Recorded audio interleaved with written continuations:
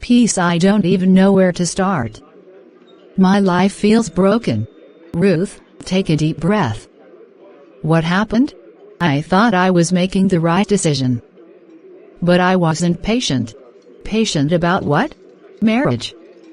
You remember that rich man I told you about? Yes, the businessman who was pursuing you. I rushed in and married him. Everyone said it was the smartest choice. Did you pray about it before you said yes? Honestly, no. I only looked at his wealth and promises. And now? It didn't end well. His money blinded me to his character. What do you mean? He was controlling, unfaithful, and had no fear of God. Oh, Ruth. I'm so sorry. I kept hearing that voice in my heart telling me to wait, but I ignored it. That was the Holy Spirit. I thought patience was wasting time. No, patience is positioning yourself for God's perfect will. I wish I understood that earlier. Don't lose hope, Ruth. Even mistakes carry lessons if you seek the Lord now. But peace, you seem so peaceful in your marriage. How did you do it? It wasn't easy, Ruth. I had suitors too. Some were wealthy, some promising. And you didn't rush. No.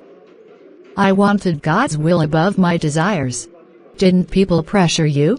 Oh, they did. Some even mocked me for waiting. How did you resist? By seeking the Lord daily. I kept praying, Lord, not my will, but yours. That must have been hard. Very hard.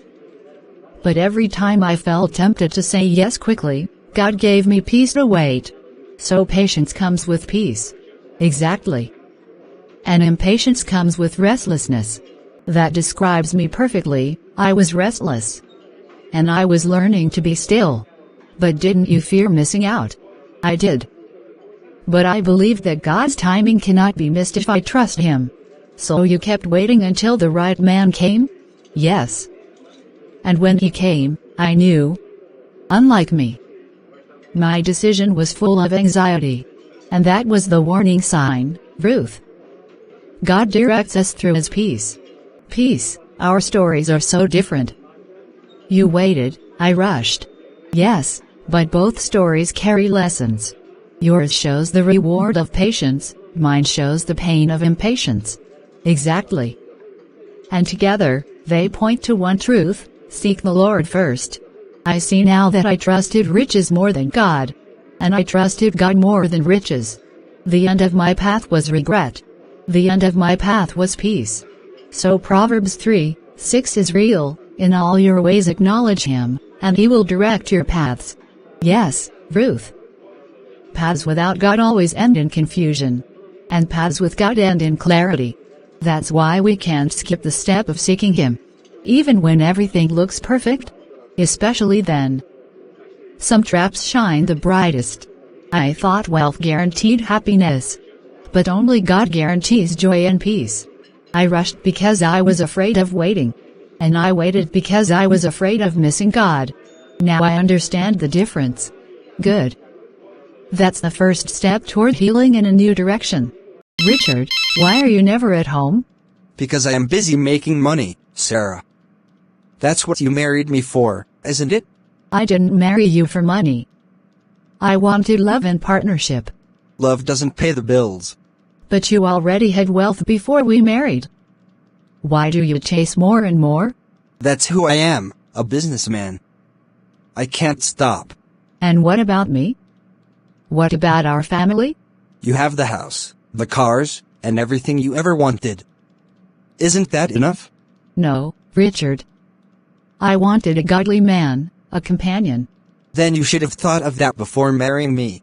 I thought money would bring happiness. Happiness? Money brings power, not happiness. Then why do I feel so empty? That's your problem, not mine. You don't even pray with me. I don't believe in wasting time with prayer. Business is my prayer. This isn't what I imagined when I rushed into marrying you. Well, Ruth, you chose this life. I realize now, I chose riches over God's will. Then maybe you should live with that choice. Peace? Do you remember how long you waited before we met? Yes, Daniel. I thought the waiting would never end. And yet here we are, walking together in God's plan. That's because I chose to seek the Lord instead of rushing. I also prayed for years, asking God to give me a woman after His heart. Really? Yes. I had chances to marry quickly, but God said not yet. That was the same with me. Suitors came, some wealthy, some handsome, but I had no peace. Peace is the compass of God's direction. And when you came, I felt that peace immediately. I felt it too. That's how I knew it was the Lord's doing. Our marriage may not be rich in money, but it is rich in love and peace. And that is worth more than silver or gold. Every day with you reminds me why patience was worth it. And every day with you reminds me that waiting on God never disappoints. God's timing is always perfect. Yes, because He directs every step when we seek Him. I wish Ruth had waited too. She still has time to learn and turn back to God. You're right. It's never too late for anyone who seeks the Lord again.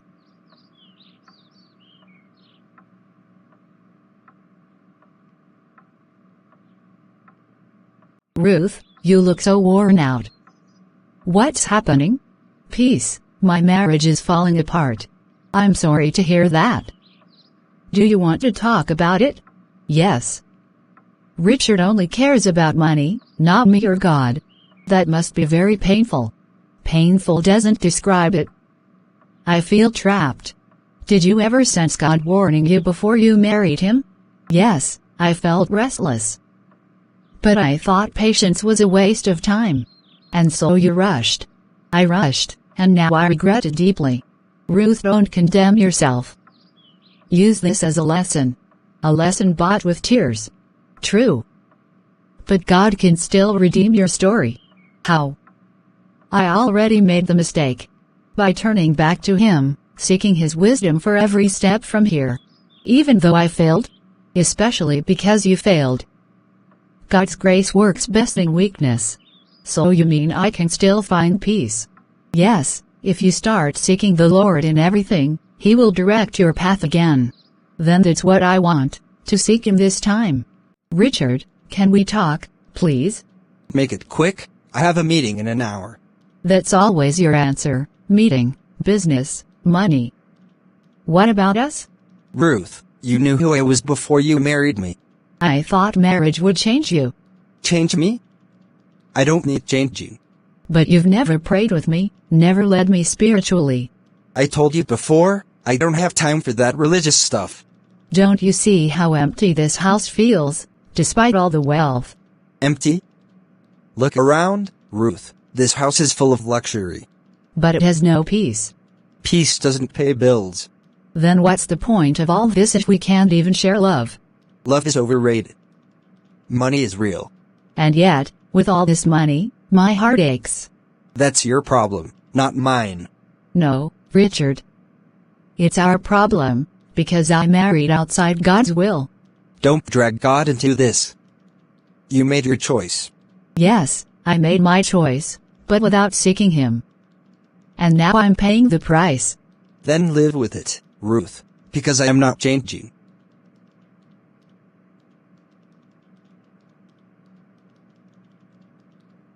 Daniel, thank you for agreeing to meet me. Of course, Ruth. Peace told me you've been going through a rough time. Yes.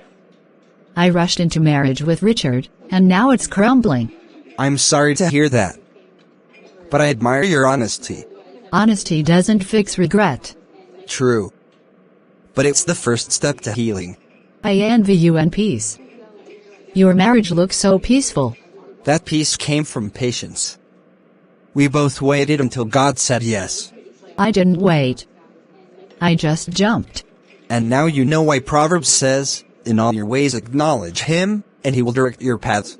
I acknowledge money, not God. But Ruth, God's mercy is greater than your mistakes. Do you really believe He can still guide me after I failed? Absolutely. God doesn't throw people away. But what about my broken marriage? Whether Richard changes or not, you can change. You mean I can seek God now? Yes, and as you do, He'll give you wisdom on how to walk forward. Even though I didn't seek Him before? Especially now. The Lord is near to the brokenhearted, Ruth. Ruth, how was your talk with Daniel? Healing. He reminded me that God doesn't discard me, even after mistakes. That's right. His mercy endures forever. But I still feel guilty. Guilt is heavy, but repentance brings freedom. I want that freedom. Then seek the Lord with all your heart this time. I will. But peace, does it really get better? Yes, when you truly give God control. I tried to control my life with quick decisions, and it failed. And I gave God control, even when it meant waiting. Your path led to joy, mine to sorrow. But remember, God can turn sorrow into wisdom. So my story isn't over? Not at all. It's just beginning. I feel lighter already, just talking about it. That's what happens when you bring your burdens to the Lord. Then I'll keep seeking Him, this time in every decision. And He will direct your path. Thank you, peace. Your story gives me hope for mine. Peace? I don't get it. I have money, success, power, yet I feel restless. That's the emptiness I've been trying to explain. I thought money would satisfy me. It never does. Only God can fill that void. But I don't know how to seek Him. Start with honesty. Admit that wealth hasn't given you peace. You're right. I feel like I'm chasing shadows.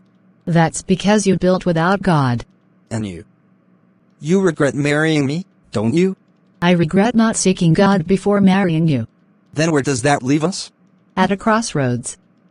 You can keep chasing wealth, or we can seek God together. Together?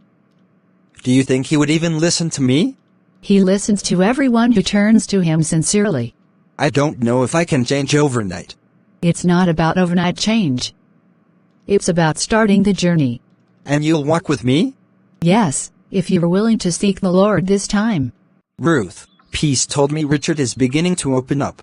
Yes, but I don't know if it's real change or just words. Change takes time, but even a small step toward God matters. I just hope I'm not getting my hopes up. Don't put your hope in Richard. Put it in God. You're right. I made that mistake before. And now you have the chance to walk differently. I want to. I really do. Then begin each day by seeking the Lord. Even in little things? Especially in little things. That's how He directs the big ones. That's where I failed. I thought some things were too small for God. Nothing is too small for Him. I'm starting to understand that. And don't walk alone. Let Him walk with you in prayer. She's been my biggest support already. Then stay close to those who push you toward God. Thank you, Daniel. Your words bring me peace. That peace is not mine, it's from the Lord. Then I want more of it, every single day. Peace, I feel like I'm finally learning. Yes, Ruth. I see hope shining in your eyes again. I wasted so much time chasing the wrong things. But you didn't waste God's mercy. He is still guiding you. And I want to let Him direct my path this time. That's the best decision you can ever make. Your patience brought you peace. And your impatience brought you pain, but now wisdom. So even my failure can be used by God? Absolutely. Nothing is wasted when surrendered to Him. I believe that now. Ruth, remember this, riches fade, beauty fades, but God's direction never fails. I'll hold on to that. Good. Seek Him in every step. Ask Him before you act. I will. And when you do, He promises to make your path straight. Thank you, peace, for showing me through your story what patience can do. And thank you, Ruth, for being honest about your journey. Together, our stories prove one truth: seek the Lord in all you do. Yes, and He will direct your path. Always.